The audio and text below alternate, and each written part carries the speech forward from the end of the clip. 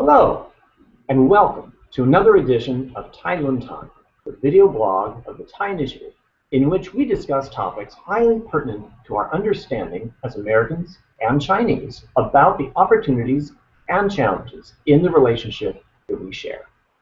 I'm Carson Tavener, the Executive Director of the Thai Initiative and your host on today's program. It's my honor to introduce and to speak with today's guest, Dr. George Koo. Dr. George Koo immigrated to the United States when he was only 11 years old and grew up right here in Seattle, Washington. Later, he attended MIT, Stevens Institute, and Santa Clara University. Taking advantage of his bicultural background, he led American businesses to China as early as 1978. He is a member of the Committee of 100, the Pacific Council for International Policy, a director of New American Media, and was the founder of International Strategic Alliances. He has spoken in China-related seminars at such schools as Berkeley, Harvard, Stanford, Tufts, the University of California, San Diego, and the University of Washington. He is also often quoted in the media.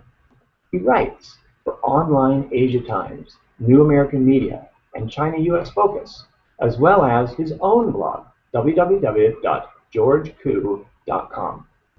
His personal mission, and this is where we're particularly glad to engage him today, is to present a bicultural perspective on U.S.-China relations. Welcome, Dr. Koo, to the Tai Lun Tan, and thank you for the time you're taking with us in this project. Thank you, Carson. Nice to be with you and looking forward to the conversation. Dr. Koo, you've spoken repeatedly on the issue of Americans needing to see the U.S.-China relationship in a new light. The old ways of talking just aren't working anymore, are they? Here at the Thai Initiative, we're talking also about a model of the relationship that's focused mostly on the subnational level, where there's no sovereignty at work. Yet still, there's a tremendous capacity for action. Cities and their leaders are capable of a great amount of productive effort for the good of their citizens, almost regardless of what's happening in the national level dialogue. My first question to you is, how does this model interact with your own ideas about what should be done in the American-Chinese dialogue?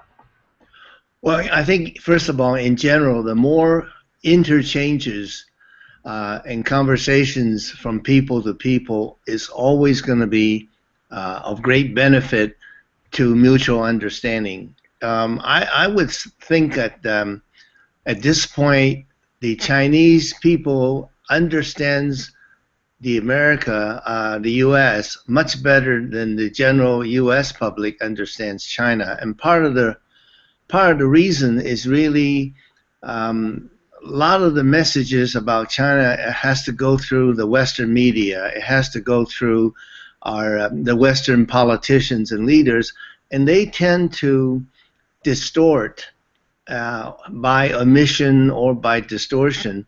And so that we're not getting a very clear picture of what's going on in China. And I think what you're trying to do in promoting people-to-people exchange it has to be a very positive development. Well, thank you, sir. I'm confident that it will be as well. We're not the only ones. There's dozens, maybe hundreds of groups that are also promoting people-to-people exchange. This is certainly not a new idea. People International, founded originally by President Eisenhower and then led throughout the world in a lot of varieties, has ended up being a core principle of what a lot of Americans like to do in their relationships with the Chinese. Let me ask you, it's interesting to have you reflect on your sense, and I don't doubt it, that a Chinese understand America better than America understands China. From my own experience, some of that is because, from the perspective of America, there is a wide assortment of possible targets of opportunity for learning about in the world. But from the perspective of China, there's this looming mountain of America that dominates the landscape, and so it's only natural, I think, that Chinese generally will learn more about America than they will necessarily learn about other places around the world because of the importance in a comparative way. Is there anything that you'd have to say about how Americans can better learn about China by choosing to learn. I think this is one of the challenges for Americans. I think they're starting to understand more how much they don't know, and they want to know more. So what does an American do? Well, I think President Obama, for example, understands this gap, and he's promoting this 100,000 initiative, which is to encourage 100,000 Americans, students, to go to China and study.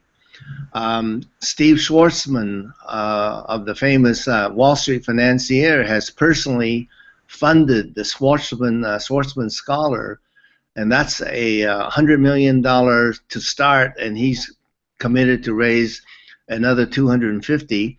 And the Schwarzman Scholar would be modeled after the Rhodes Scholar model, and the students will be drawn from all over the world. In fact, he said it would be about 45% from the U.S., 35% from China, and the rest 30% from the rest of the world. And these scholars, when they finish, it will be a master's degree in international relations, and that's going to help promote mutual understanding. So there's recognition that from a young people's career point of view, it's going to be important that they understand China and to that point speak Chinese as well. I'm glad that you brought up the Schwarzman Scholars. I've seen some information in the news, and from the Tai Lung Tong perspective, we'd love to know more about the inputs that are going into the structure of and the design of that course. It's neat to hear you commenting on them. Are you involved at all in that process of creating those scholars?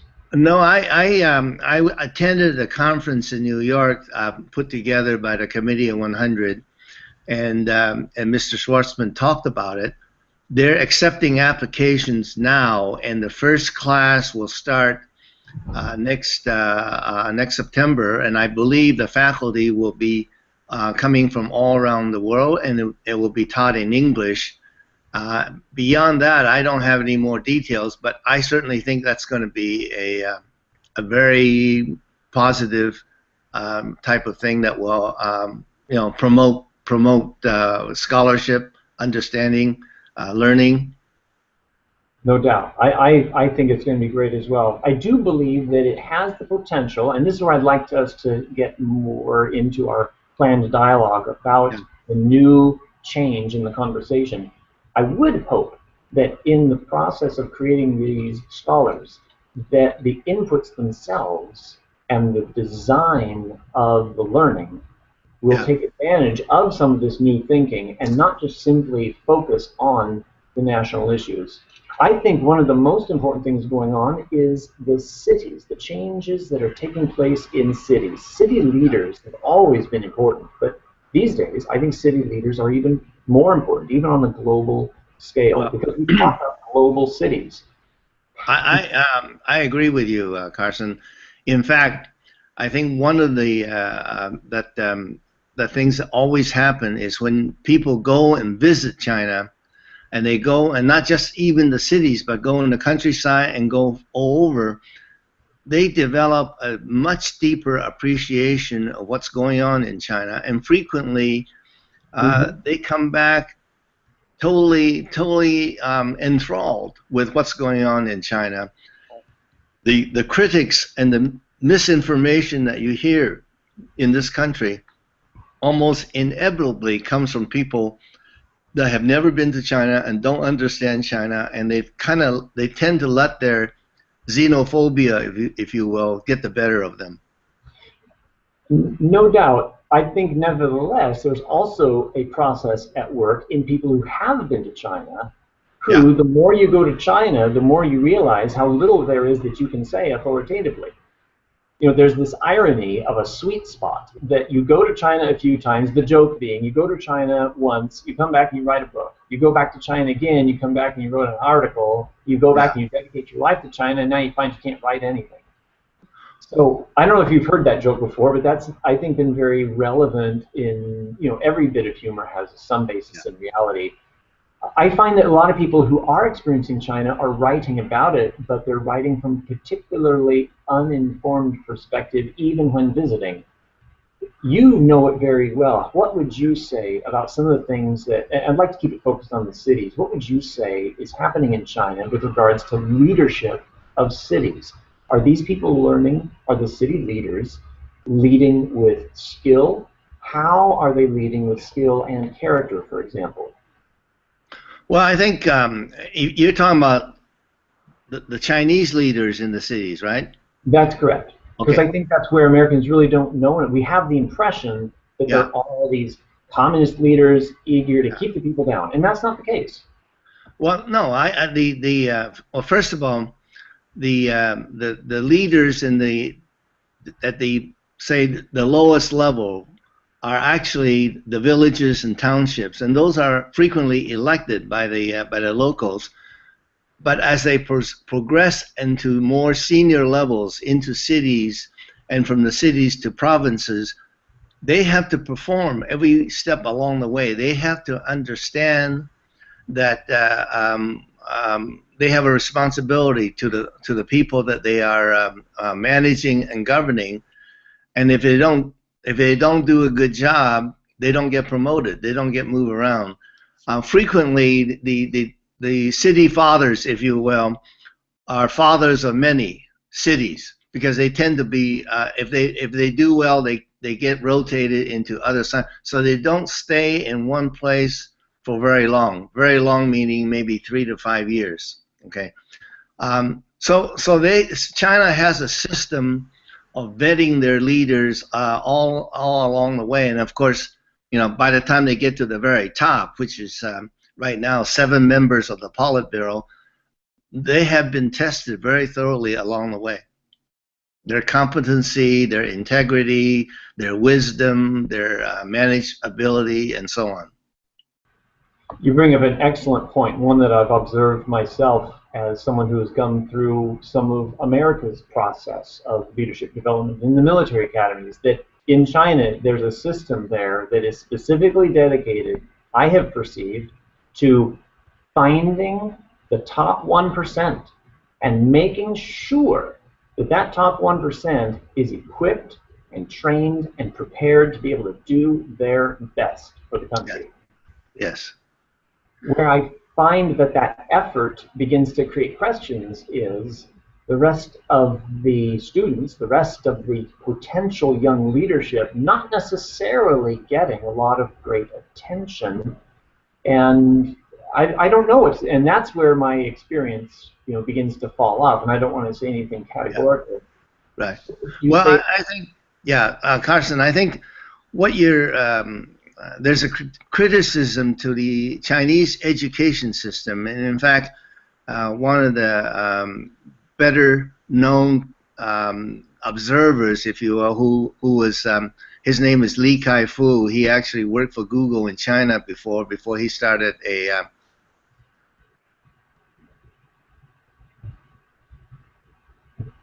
China is generating so many college graduates, but really only the top 5% are really highly trained and qualified to move into the international arena and work effectively. right. But I don't think that's any bias from the top-down bias to making sure that a certain elite 1% gets the training. I think this is a systemic problem in the way the Chinese teaches in the college education. There's not enough encouragement about thinking out of the box, and there's still plenty of going by what's in the book and memorizing. But that's changing also. I think what role do you think Americans or the American system should take or play in this process? Or what is the status quo of our role, and should that role change? Well, one of the things that's not well known and appreciated in this country is that China is the largest source of foreign students studying here in America. Yeah. And that is not only a nice source of revenue for the universities that's hosting them, but they are obviously they qualify because they rise to the top and they have certain unique qualifications and when they're here, they are exposed to the way we teach our students. And one of the things that we teach our students is thinking out of the box. So in that, and when they go back, they will influence, and you can see this already over the period of last 20 years, that the more and more of their leadership and their elites are accustomed to how things are done in the West, and that influences and affects what they're doing. We'd love to be able to talk about this subject at large with people who are interested on the East Coast in July when we get people together for our conference where we're trying to talk about how do people collaborate across governance, across business, across education. Mm-hmm. Anything you might have to share with our listeners to encourage them or to describe to them the value in coming together to learn from one another, even if they're not necessarily learning directly from a Chinese source? Yeah. Well, you know, in fact, I just finished reviewing a book that just came out, and it's called The Fateful Ties Thanks for putting it up. by Professor Gordon Chang. Say the professor's name again, please. This is a historic review of the U.S.-China relations back to the days of, even back further than the Boston Tea Party. And what was interesting is that the Tea Party, all the tea that was dumped in the Boston Harbor came from China, because in those days the Brits have not managed to smuggle the tea saplings into India to grow their own version of tea.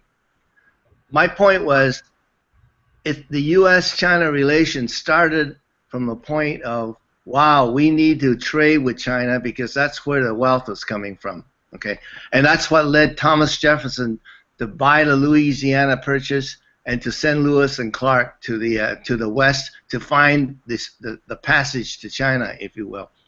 So this country has always been driven with a fascination about China that sometimes we forget. But indeed. To your point about people understanding China, one of the most interesting example is a couple by the name of John and Alice Dewey, educators from Columbia University. They were vacationing in Japan, and on a whim, they decided to spend a couple of days in China. Guess what? They ended up staying 2 years. Yeah, and they came back terrific fans of China, and they wrote and explained China, and they were very influential and instrumental in helping Americans understand what this mysterious land was all about. Mm-hmm. We have plenty of examples of people like that. People that went to China, the missionaries, the sons and daughters of missionaries. Pearl Buck is one example that was mentioned in this book. Those are the people that come back and become credible witnesses and explainers of what's going on in China. I'm so glad to hear you talking about this earlier era of U.S.-China relations where people, I would just say, we fell in love with each other. Yes. And economically speaking, at that time in the world history, Chinese people were by and large completely unable to come to America on anything other than a one-way trip. It is only since the opening up that Chinese have come to America with the context of a round trip. And one thing that you're sharing that deeply strikes me that I want to share right here is, you know, I used to teach world and Asian history at the U.S. Air Force Academy, and in the process of teaching world history, I came to understand how much opportunity there is for the United States and China to have a relationship of real significance in the 21st century. We have the capacity as two different civilizations to do something that world history has literally never seen before. And we don't even know what exactly that is yet. But we have the capacity to destroy that opportunity if we don't pick it up. Yeah. One of the ways in which this opportunity exists is in understanding the history, as you have just spoken to so well. And while we're on the subject, let me bring up another very interesting historical person that played a crucial role between U.S. and China, and that was a gentleman by the name of Anson Burlingame. The city near San Francisco was named after him. he was appointed ambassador to China by Abraham Lincoln. Formerly, he was a congressman from Massachusetts. At the end of his term, when he was ready to come back, the regent behind the throne in Beijing asked him if he would become the envoy from China to renegotiate all the unequal treaties that China was forced to enter with the West, and he accepted on the spot. The result of that assignment was the Burlingame Treaty of 1868. The original copy, I believe, is in the National Archive, but there's one in Berkeley at the Endicott Library. The important thing about that treaty was it encouraged the Manchu government to send 120 boys to New England specifically for further education. These boys were handpicked. They were about 12, average age was about 12 years old when they came. And some of them stayed long enough to finish college. Unfortunately, there was politics in the China side, so that many of them did not finish.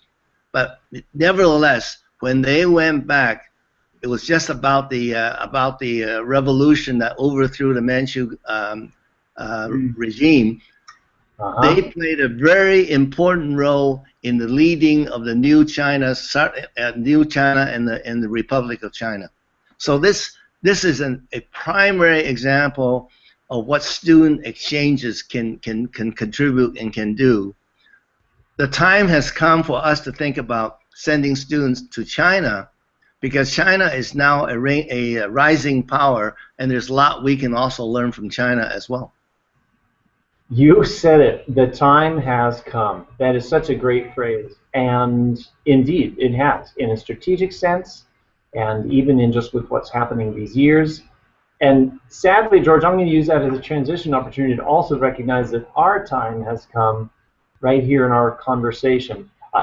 I think that we're ending it on a really great up note where we recognize that there's more to say on this. I think people will want to hear more.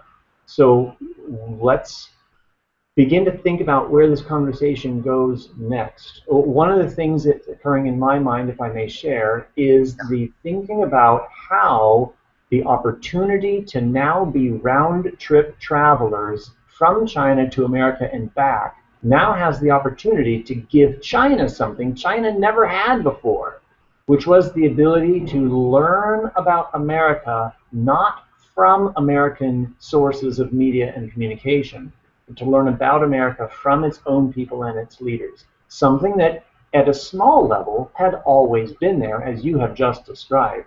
But I think you'd agree that the relatively small percentage level of Chinese that have gone to America and come back is not adequate enough to truly inform a civility of understanding. So, you know, we opened up this program by you recognizing and stating that Chinese know America at this point better than America knows China. And yet the methods of knowing America are almost entirely or mostly through the communication of media channels and not necessarily through personal insight. Whereas in America, what America knows about China is largely not coming from media channels, but it is coming from personal insight and sharing. Because there are so many Americans that go visit and come back. Now it's beginning to change, right? So that's a whole other conversation. Yeah, but wow, very very well put, Carson. And I do think that the mutual understanding is going to be very crucial for the next century.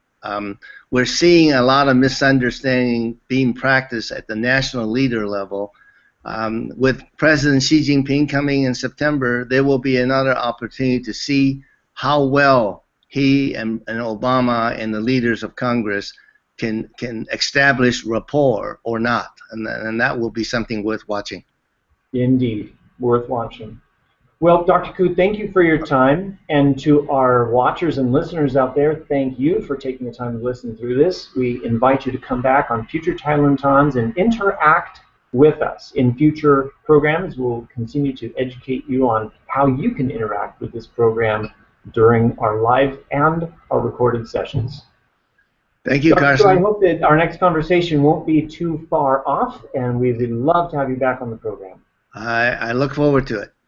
Thank you, sir, and have a good day. Okay, bye. Signing off.